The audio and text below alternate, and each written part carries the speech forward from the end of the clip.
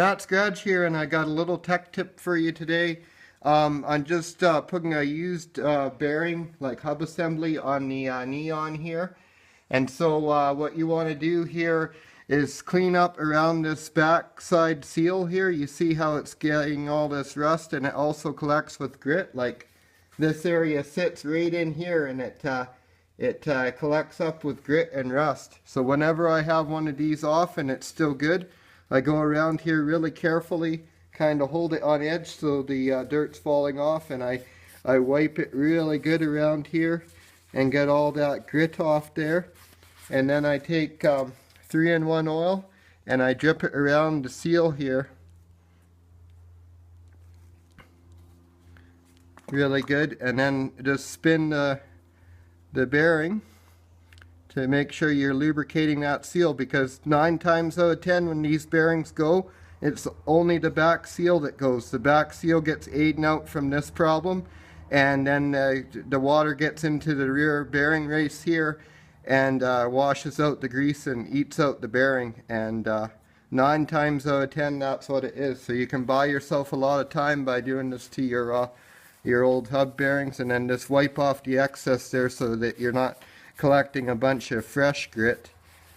And then just make sure you're really clean in here when you put it back together so that it's not, you know, right away having grit on it again. Okay, so another thing is these nuts have a nylon washer sort of deal in there to lock it down.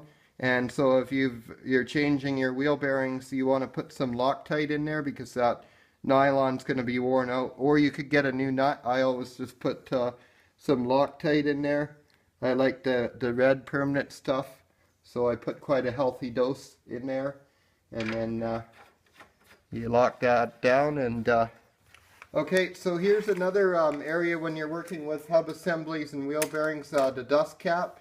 That's another area where you could get some water intrusion happening. So what I do is I spread a bead of grease around the outer sealing edge here, and that just prevents the water from intruding here or any dust getting in there. And then you just take a hammer, and if it's stubborn going in, some of them are a little trickier. You can get a socket or a piece of pipe, or you can gently work around the outside.